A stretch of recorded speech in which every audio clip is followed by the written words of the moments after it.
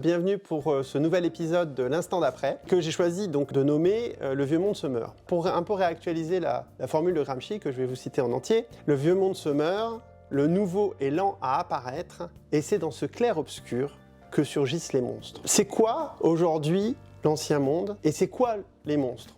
L'ancien monde et ce vieux monde qui se meurt, c'est cet agenda néolibéral, en gros, qui a été pensé dans les années 70, qui a abouti à la politique mise en œuvre par Pinochet, Thatcher, Reagan, ça vous fait pas rêver, enfin les plus jeunes ils connaissent même pas ce que c'est. Et c'est toujours les mêmes vieilles recettes qu'on nous ressasse depuis des années et que ce matin encore, le ministre de l'économie nous ressassait. C'était en gros, il faut plus de business, il faut une mondialisation avec des accords de libre-échange, il faut casser l'État-providence, il faut donner tout ça au privé parce que le privé sait mieux faire.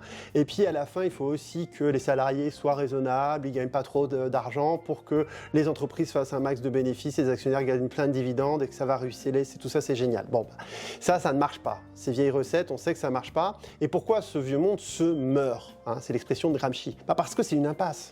Bon, c'est d'abord une impasse démocratique. Les peuples n'en veulent pas.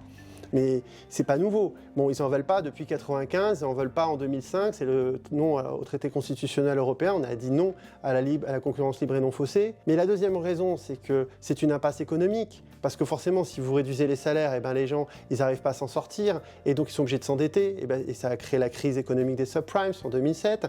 Et puis c'est un monde qui est tellement connecté que dès qu'il y a une crise sanitaire comme le Covid, on s'en sort pas, on n'arrive même plus à avoir un masque. Donc ça marche pas cette affaire. Bon, et troisième raison de l'impasse, elle est écologique, évidemment. C'est pour ça que ce vieux monde se meurt, parce qu'on sent bien que travailler plus, gagner plus et polluer plus, ça ne peut pas marcher dans un monde fini. Et les jeunes générations l'ont compris ça, qu'avec le réchauffement climatique et la crise de la biodiversité, on ne peut pas continuer avec le même mode de vie. Donc pour ces trois raisons, ce vieux monde se meurt.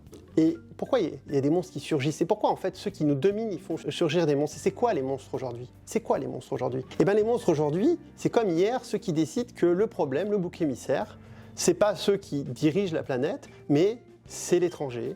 À la fois à l'intérieur, hein, c'est le musulman, c'est le migrant, c'est le sans-papier, et puis c'est l'étranger à l'extérieur, c'est la menace étrangère, la menace chinoise, voilà, c'est ça en fait la solution pour les monstres, et c'est pratique, parce que ça évite de dénoncer les vrais responsables. Et ça marche très bien, et dans le monde on voit que ça gagne.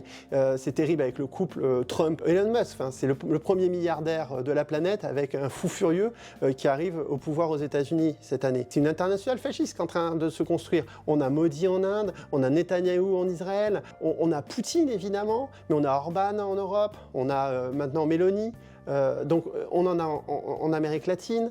Donc on a une internationale fasciste qui arrive au pouvoir. Et ce qui est très important, c'est qu'on ait conscience qu'en France, ça peut nous arriver en 2025, en 2026 ou en 2027. Car Marine Le Pen, c'est un monstre. Comme les autres. Et ça, il faut qu'on arrive à s'en convaincre et que non, dans notre pays, c'est possible de faire autrement. Et moi, je voudrais qu'on ait un peu d'espoir avec ça. Parce que cette multinationale et internationale fasciste, on peut rompre la mécanique. On peut la rompre dans un pays important comme la France. Et on peut le rompre en 2025, 2026 ou 2027. Parce qu'il y a quelques bonnes nouvelles en 2024. Première bonne nouvelle, c'est qu'on a réussi à s'unir en juin et qu'on a réussi à battre le Rassemblement national. Cette bonne nouvelle-là, elle démontre qu'autre chose est possible. On peut faire une politique de justice sociale et de justice écologique. Donc maintenant, l'instant d'après, c'est quoi ? On voit que Macron, c'est le vieux monde, à la fin du vieux monde. Il a fait le gouvernement Bayrou, il a été prendre Valls, ils font les fonds de tiroir, ils n'ont plus d'idées, plus rien, il va se faire censurer. La question de sa démission est posée sur la table, 61% des Français pensent qu'il faut qu'il démissionne. Donc on est dans ce moment où, nous, en tout cas, il faut qu'on ait conscience qu'on est la solution. Alors, il y a deux moments. D'abord, si Bayrou est censuré. La seule possibilité pour Macron de rester au pouvoir, outre l'article 16 dont j'ai discuté dans le précédent épisode, c'est de nommer Lucie Castet. On ne doit pas en démordre. C'est-à-dire que là, ils ont fait les fonds de tiroir, ils sont au bout de leur solution.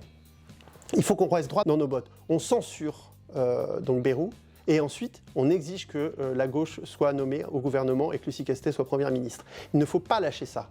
Parce que si on obtient ça, on obtient un gouvernement de gauche, et dès 2025, on peut changer la vie.